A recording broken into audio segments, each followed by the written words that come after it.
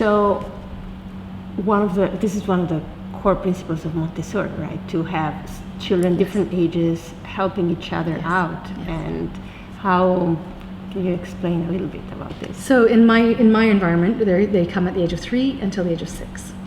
Sometimes a little bit younger than 3, and some I'm going to have some that will be almost 7 when they leave me. So, and I'm grateful for this school because what the children don't move on until they're ready. It's not about their age, it's about their readiness. So that really is a big piece, because like I said, with this little boy that came in, he wasn't ready in his being, but he came in and we figured it out. But he can stay his 3 years, or he can move on when he's ready. It's not just the 3 years. So this little guy who's come in, it was clear when he came in that he was kind of everywhere, and it wasn't just the adults who were saying, okay, let's not run through the classroom. The other children were saying they can see it. They can see how it's like a whirlwind has come in.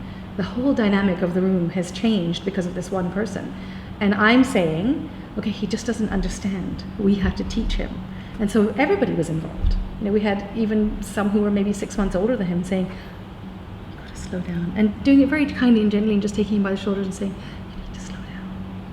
and then on the other hand, not the same child, but another child who was younger. I was talking to an older child, and we were doing a little activity, and I said, can you find a pink cube that is not from the pink tower? And this was a 6-year-old child I was talking to.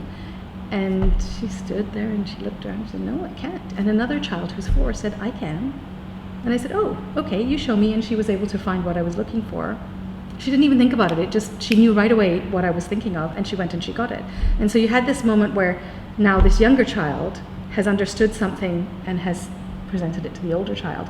But there was no feeling of, I'm better than you, I figured it out and you didn't. And there was no feeling of, wow, I should have known that. How is it that a younger child figured out? There was none of that, because it's just such a natural thing that happens in the classroom. So there's lots of mentoring, both from the younger to the older and the other way around.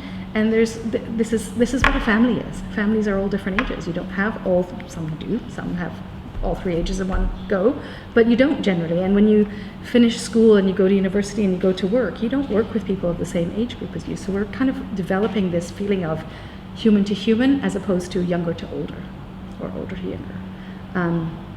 It's a very important piece.